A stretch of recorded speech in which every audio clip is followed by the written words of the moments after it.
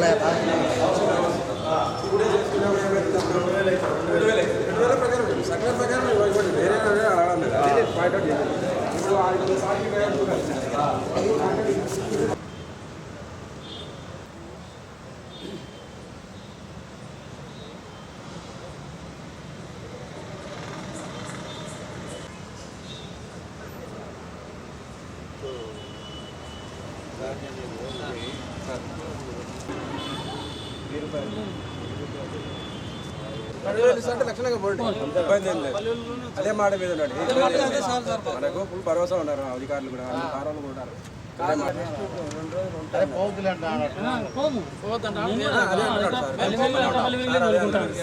అది మీ ఇష్టం అన్నమాట. సర్కులర్ ఇంప్లిమెంట్ చేయమని మేము పల్లె తోలుకుంటాం. వెయిటింగ్ ఉంటుంది. వెయిటింగ్ ఛార్జింగ్ అసలు మాట్లాడండి.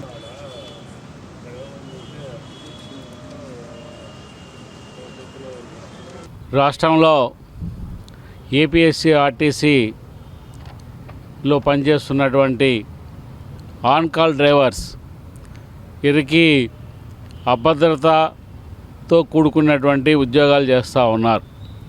వీరికి భద్రత లేదు. వీరు డ్యూటీ ఎక్కితే ఎవరి ఆధ్వర్యంలో డ్యూటీ చేస్తున్నారో అర్థం కానిటువంటి పరిస్థితి. ఆర్టీసీ బస్సులో ఆర్టీసీ యాజమాన్యం నడిపేటువంటి బస్సుల్లోనే ఆర్టీసీ యాజమాన్యం అప్పగించిన పనిని నిర్వహిస్తూ ఉన్నారు. కానీ వారికి ఆర్టీసీ యాజమాన్యం భరోసాగా ఉండడం లేదు. ఆర్టీసీ యాజమాన్యం వాళ్ళకు భద్రత కల్పించడంలో మాకు సంబంధం లేదని చెప్పి చెప్తా ఉన్నారు. మీరు మా డ్రైవర్లు కాదంటా ఉన్నారు. కానీ ఆర్టీసీ బస్సు మాత్రం ఆర్టీసీ యాజమాన్యం ఉంది. కానీ ఆ యాజమాన్యమే డ్యూటీ వేసి డ్యూటీలకు పంపిస్తూ ఉన్నారు. ఇది విడ్డూరంగా ఉంది ఇది. కాబట్టి వెంటనే ఆర్టీసీ యాజమాన్యం రాష్ట్ర వ్యాప్తంగా ఎండీ గారు కలుగజేసుకొని ఆన్ కాల్ డ్రైవర్స్కు సంబంధించి ఒక భద్రత ఏర్పాటు చేయాల్సినటువంటి బాధ్యత ఉన్నది. అదే పద్ధతిలో వారికి రూట్లో రాత్రి పగలు అనేటువంటిది లేకుండా డ్యూటీ డ్రైవింగ్ చేయాల్సినటువంటి పరిస్థితి. ఈ డ్రైవింగ్ చేసే సందర్భంలో ఏమైనా జరగవచ్చు. కాబట్టి ప్రమాదాలు కూడా జరగచ్చు. అటువంటి సందర్భంలో వారికి ఏమాత్రము మా బాధ్యత లేదు అనేటువంటి పద్ధతిలో యాజమాన్యం వ్యవహారం చేస్తూ ఉంది. ఇంత దుర్మార్గం ఇది. అండర్ వైకేరియస్ లయబిలిటీ యాజమాన్యం బాధ్యత వహించాల్సిన అవసరం ఉందా లేదా? కాబట్టి కాంట్రాక్ట్ సిస్టంలో కూడా ఆ బాధ్యత వహిస్తారే. మరి ప్రభుత్వ యాజమాన్యంలో నడిచేటువంటి ఈ సంస్థ, ఆ సంస్థలో పనిచేసేటువంటి వాళ్లకు డ్యూటీ అప్పజెప్పిన తర్వాత ఆ డ్యూటీ నిర్వహించేటువంటి వాళ్ళకు సంబంధించినటువంటి బాధ్యత తీసుకోవాల్సినటువంటిది చట్ట ప్రకారం కూడా యాజమాన్యానికి బాధ్యత ఉంది. కాబట్టి చట్టాన్ని ప్రభుత్వమే ఇప్పుడు కార్పొరేషన్ కాదు, ప్రభుత్వమే నిర్వహిస్తూ ఉంది ఆర్టీసీని. కాబట్టి పబ్లిక్ ట్రాన్స్పోర్ట్ వ్యవస్థను ఏర్పాటు చేసి నిర్వహిస్తూ ఉంది. కాబట్టి ప్రభుత్వమే చట్టాన్ని అమలుపరచకపోతే, ప్రభుత్వమే కార్మికునికి భరోసా ఇవ్వలేకపోతే ఇంకా ఎవరిస్తారు భరోసా? కాబట్టి ఆ భరోసా కల్పించాలా. వారికి ఈరోజు ఈ ఒక జిల్లా కాకుండా 2 జిల్లాలు తిరుగుతూ ఉన్నారు. ఇంటర్ డిస్ట్రిక్టు, ఇంటర్ స్టేట్ తిరుగుతూ ఉన్నారు. కానీ వారు ఆర్టీసీ యాజమాన్యం నడిపేటువంటి బస్సులో డ్రైవర్ అనేటువంటి గుర్తింపు లేకుండా ఉద్యోగం చేయాల్సినటువంటి పరిస్థితి. రాత్రిపూట అర్ధరాత్రిలో డ్యూటీలు దిగి ఇంట్లోకి పోవాల్సిన పరిస్థితిలో పోలీసులు అడ్డగిస్తూ ఉన్నారు. పోలీసులు వాళ్ళను అడ్డగించి అవసరమైతే స్టేషన్లో తీసుకుపోయేటువంటి పరిస్థితి కూడా కనబడతా ఉంది. కాబట్టి అదే తెల్లవారుజామున డ్యూటీలకు రావాల్సిన డ్యూటీలు వేస్తారు, తెల్లవారుజామున డ్యూటీలకు రావాలా, ఎప్పుడు పిలిస్తే అప్పుడు డ్యూటీలకు రావాలా. అటువంటి పరిస్థితుల్లో ఈరోజు పోలీసుల ద్వారా సమస్య ఉంది, బయట ప్రజల ద్వారా బయట కూడా సమస్య ఉంది. ఇది వేరే రాష్ట్రాలకు పోయినప్పుడు కూడా అక్కడ గుర్తింపు లేకుండా పోయేటువంటి పరిస్థితి, అనేక ఇబ్బందులు పడుతూ ఉన్నారు. అదే ఇంటర్ డిస్ట్రిక్ట్ పోయినప్పుడు సమస్యలు ఎదుర్కొంటూ ఉన్నారు.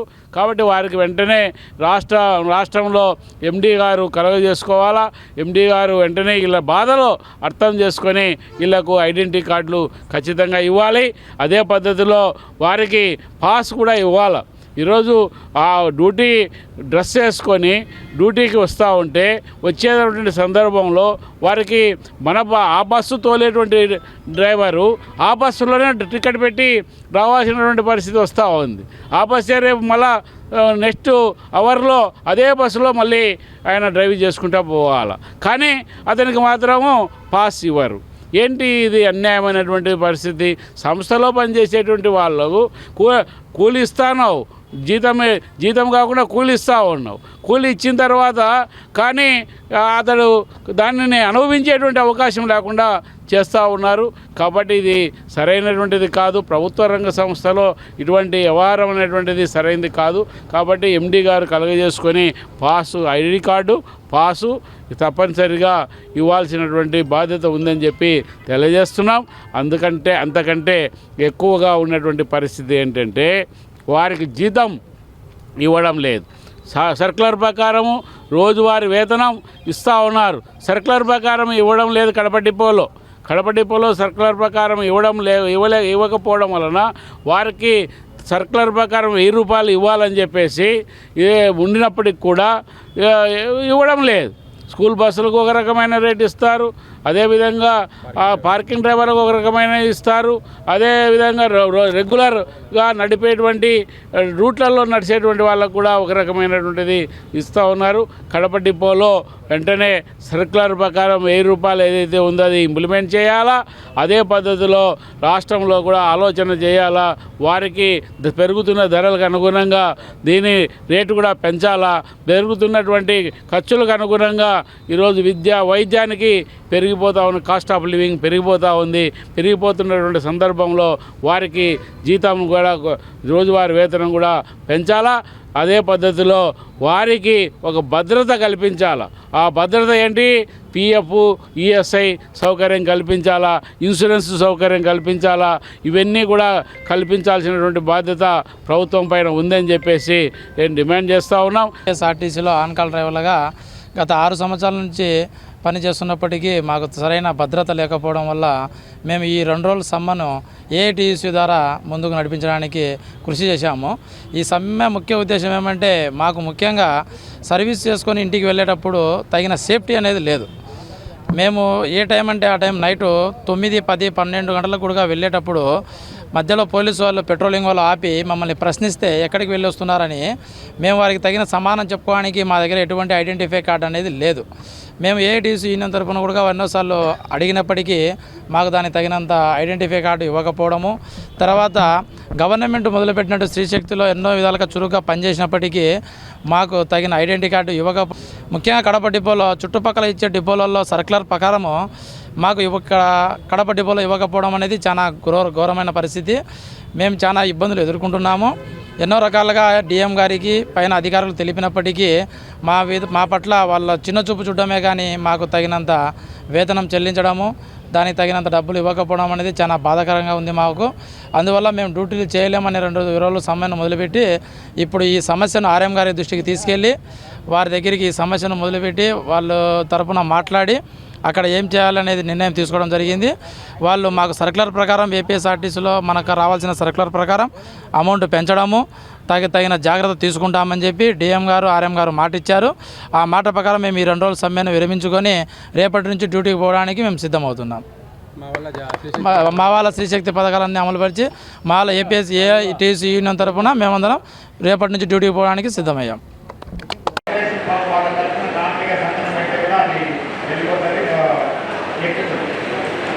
సో ఇవన్నీ దృష్టిలో పెట్టుకుని చాలా ఇంపార్టెన్స్. వాళ్ళు మాత్రమే క్లియర్గా ఉంటుంది. డ్యూటీ వాళ్ళే ఒకవేళ ఈ 2 నెలల నుండి మొత్తం ఎక్స్ప్లెయిన్ చేస్తారు ఏ విధంగా ఈ ఎస్ఐఆర్ జరుగుతుంది, ప్రీ ఎన్యుమరేషన్ స్టేజ్లో ఏం జరుగుతుంది, ఎన్యుమరేషన్ స్టేజ్లో ఏం జరుగుతుంది అనేది పూర్తిగా ఆ మ్యాపింగ్ అనేది లిస్ట్ పెట్టి చేస్తాడు. బిఏ వాడితే బిఏలో ఇచ్చేస్తాడు. అది మీ ఇంటికి వెళ్ళేటప్పుడు బిఏలకి చెప్పాల్సిన బాధ్యత 3 నిమిషాలు మనకు ఉంది. ఒకవేళ మీకు చెప్పకపోతే అపాయింట్ చేసేది ఎలక్షన్ కమిషన్ అపాయింట్ చేసినటువంటి బిఏ చేస్తే కాబట్టి మీకు ఆథరైజేషన్ ఉంది, రూల్ పొజిషన్ కూడా ఉంది, గవర్నమెంట్ రూలే ఉంది. కాబట్టి రూల్ పొజిషన్ ఉంది కాబట్టి గట్టిగా మీకు మాట్లాడండి. అంటే ప్రకారం కాదు కొంతమంది ఏర్పాటు చేసుకుంటూ మ్యాపింగ్ ఐడెంటిటీ మ్యాపింగ్ కానికి డివైడ్ చేసుకోండి. మనం మ్యాపింగ్ కాని 35% కింద మనం ఫోకస్ చేయాలి. మ్యాపింగ్ కాని 35 పూర్తిగా దాంట్లో సాఫ్ట్వేర్ ఉంటుంది. ఇంటికి వెళ్ళినప్పుడు కొడుకు సంబంధించిన ఓటు ఎక్కిగలరు. ఎందుకంటే 1984 తర్వాత పర్సనల్ లింక్ దొరకనండి. ఫ్యామిలీలో అంటే అతను సబ్స్ చేసినప్పుడు సాఫ్ట్వేర్ సబ్స్ చేసినప్పుడు మనకి ఎటువంటి లింక్ దొరకకపోతే ఆ 2 సర్టిఫికెట్ అందులో కడప నగరంలో అన్ని డివిజన్స్లో 50 డివిజన్స్లో కూడా కమిటీలో అక్నాలెడ్జ్మెంట్ తీసుకోవాల్సిన బాధ్యత ఒకటి. సో ఇంకో స్థానిక నాయకులు, ఎందుకంటే బూత్ లెవెల్ ఏజెన్సీ ఒకసారి కదా బాధ్యత పెట్టేసి అతను నేర్చుకుంటాను మనకేంటంటే అంటే రేపు నష్టపోయేది మీరే. మొట్టమొదటిగా నాయకులు ఉన్నారు. ఆ నాయకుల సహకారం బూత్ లెవెల్కి అటాచ్ చేసే బాధ్యత మాజీ కార్పొరేటర్లు. నేను ముఖ్యంగా మిమ్మల్ని రిక్వెస్ట్ చేస్తున్నాను. చాలా మంది 50% ఇంతవరకు ఫోటో ఐడి వెరిఫికేషన్ చేయలేదు.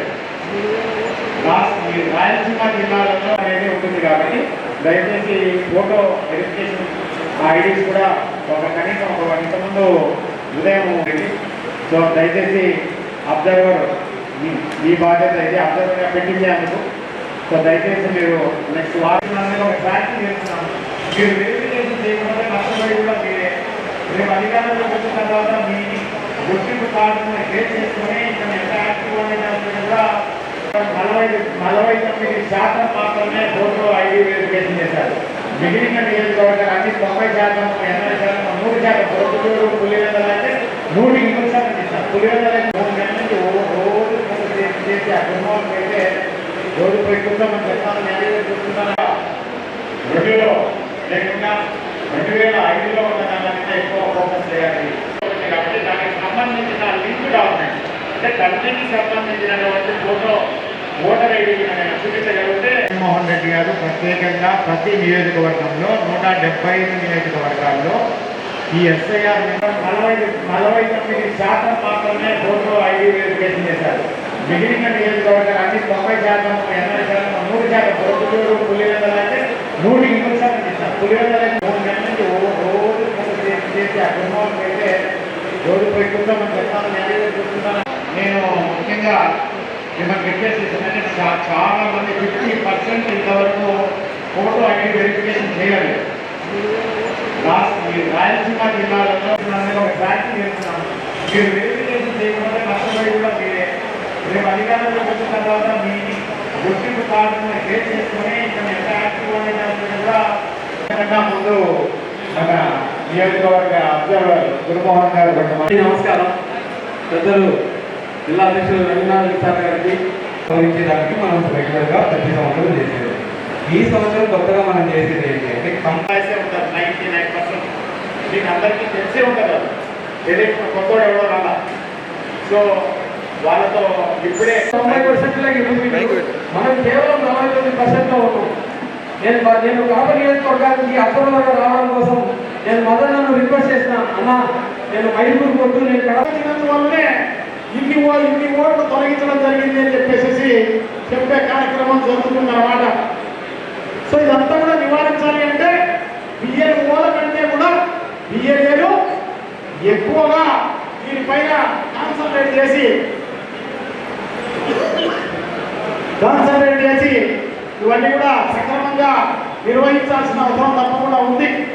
రాబోయే జూన్ 15 నుంచి ఈ ఎస్ఐఆర్ అంటే ఓటరు సమగ్ర విచారణ కార్యక్రమం జరగబోతుంది.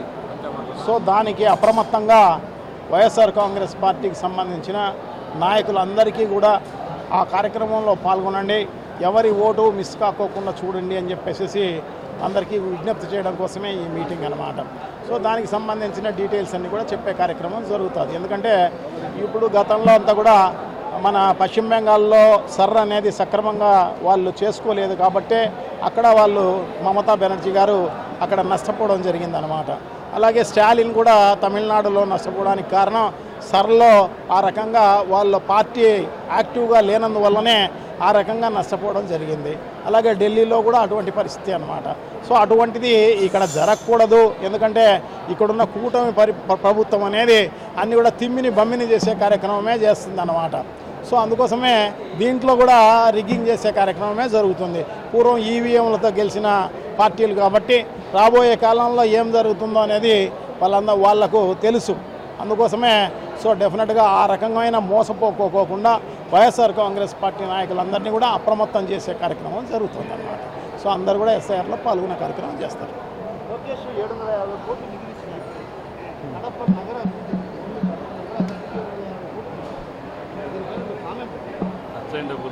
మంచిదే ఇచ్చుంటే కూడా డెఫినెట్గా మేము స్వాగతిస్తాం. కడపకు సంబంధించి ఆ రకమైన నిధులు ఇచ్చుంటే ఊరికే కథలు చెప్పే కార్యక్రమం చేస్తున్నారు.